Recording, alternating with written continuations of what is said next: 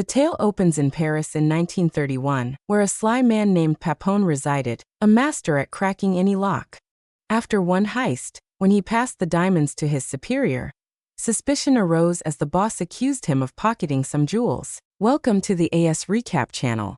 Today's movie is Papillon from 2017. Papillon, however, firmly denied the claim. Not long after, a severely injured man was dragged in, and the boss menacingly warned Papillon, "If you deceive me, I'll make you end up like him." Shaken by what he saw, Papillon felt fear inside, yet he calmly collected his pay and slipped away. He immediately went to see his lover Nanette, presenting her with diamonds he had secretly hidden from the boss. At that moment, a stranger quietly observed the necklace in Nanette's hand. That night, the two spent time together, and Nanette confessed her dream of starting a modest life far from crime. But the next morning, police stormed into Papillon's home, accusing him of murdering the same man his boss had beaten earlier. Papillon protested his innocence, yet the officer forced him into custody. Realizing they would never believe him, he accepted that only a prison break could save him. Behind bars, Papillon grew close to another inmate, Juliet.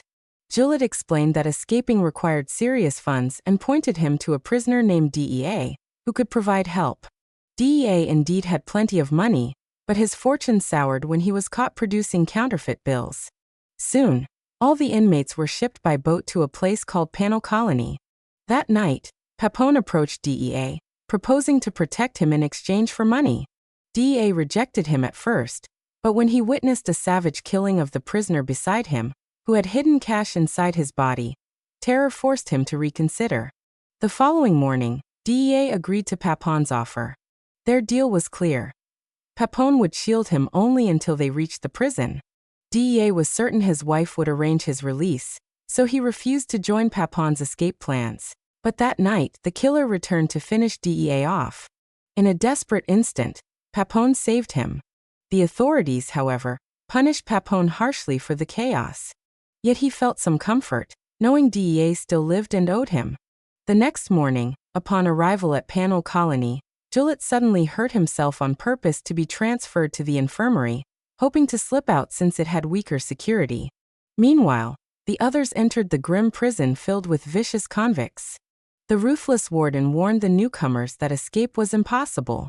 He declared that one attempt meant 2 years in solitary, a second earned 3 more years, and a third led to Devil's Silent, a place where men went mad. Murderers, he added, would be publicly executed by beheading. The prisoners were tasked with hauling stones. Days later, Papillon spoke with a boatman, offering a large sum for his vessel, and the man agreed, telling Papillon to meet him the next night. But another notorious prisoner overheard and attacked Dea for money. Again, Papillon stepped in, thrashing the attacker and rescuing Dea. Witnessing this, Dea realized survival without Papillon was impossible. Out of options, he decided to flee with him. The next morning in the yard, news spread that Juliet had murdered 2 guards in his escape attempt. Within minutes, he was executed by beheading. Fear chilled every prisoner who saw it. Afterward, the warden ordered Juliet's body carried to the crematorium. On the way, Dea vomited, never having faced death before. Papillon tried consoling him, but Dea refused to touch the corpse. When a guard forced him and whipped him for resisting, Papillon, enraged, smashed the guard's head with a stone and bolted. Dea, paralyzed with terror, remained frozen. That night, Papillon met the boatman at the river. Asking for the boat, he was met with mocking laughter. Turning, he found himself encircled by guards. The boatman had been betraying escapees for bribes from the warden. Dragged back, Papillon learned that the guard he struck had survived, sparing him execution.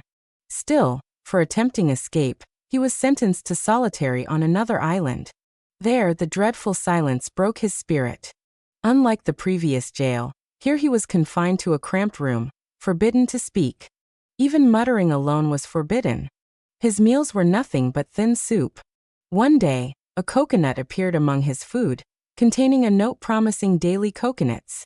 Papillon understood at once. It was Dea. Weeks later, the warden discovered the scheme. In fury, he killed the food-delivering guard and demanded Papillon reveal the helper. Papillon stayed silent. The warden cut his food to half a bowl. After a month of this, Papillon had withered to skin and bone. One day, the warden brought fine food, again demanding the truth. Papillon stayed quiet. Furious, the warden condemned him to serve his time in complete darkness. Papillon's state worsened rapidly, starving, silent and blind to his surroundings. Isolation gnawed at his sanity until he grew too weak to move, forcing his transfer to the hospital. By chance, Dega had now earned the warden's trust in that very jail. Seeing Papillon, he realized his friend was only pretending to be insane, a trick to be moved back to common prison. Together, they plotted again. This time, they included 2 others. Papillon chose the brawny Charrière, and Dega picked Machette, a constant victim of bullying. Dega spent all his money buying a boat through Charrière. When a film was shown to the inmates, the 4 prepared to run. Dega, though fearful, was reassured by Papillon that this was their only chance. That night, Dega spiked the guards' drinks with drugs, waited and stole the main gate key. Meanwhile, Papillon and the others awaited him. Heavy rain began, then the lights cut out. Charrière urged leaving immediately, but Papillon refused to abandon Dega. At last, Dega arrived with the keys. Using the cover of darkness, they unlocked the gate and fled. Soon, they reached a cliff where they had to jump to the riverbank. The others leapt, but when Dega jumped, the lights returned, startling him. He fell badly, unable to walk. Charrière insisted on abandoning him, but Papillon refused. With Machette, he supported Dega to the shore where the boat awaited. They all climbed in and rowed into the night sea. By dawn, Charrière realized the boat couldn't carry 4. A storm approached. Using brute force, Charrière hurled Machette into the sea and lunged at Dega. Papillon fought him, but Charrière's strength nearly overcame him, until Dega stabbed Charrière fatally. They tossed Charrière's body away and pulled Machette back. Soon after, the storm engulfed them, darkness closing in. When they awoke, they lay on an island. Locals had rescued them from the waves. A nun informed Papillon that they were in Colombia. Papillon urged Dega to leave quickly, but Dega, weary of running, refused, saying their deal was finished. Papillon turned to Machette, but found him smitten with the island's women. So Papillon chose to go alone. But then, spotting officers, he realized the nun had betrayed them. He tried to carry Dega, but soldiers captured them. Machette was also seized and shot.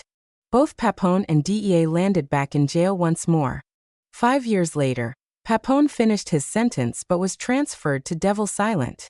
To his shock, he found Dega already there, punished earlier for drugging the guards. Overjoyed to reunite, the 2 sat by the beach one evening when Papillon suggested building a raft of coconuts, so the sea's current would carry him away. Dega declined, saying, "Brother, go ahead, but leave me out of this." After 5 years of peace and learning his wife had remarried, he had no desire to flee. Still, he helped Papillon construct the raft. The next morning, they embraced farewell. Papillon cast the raft into the sea and climbed on. Fortune favored him. The waves carried him toward freedom. Watching him vanish, tears streamed down Dega's cheeks, and the film concluded. You've been watching AS Recap.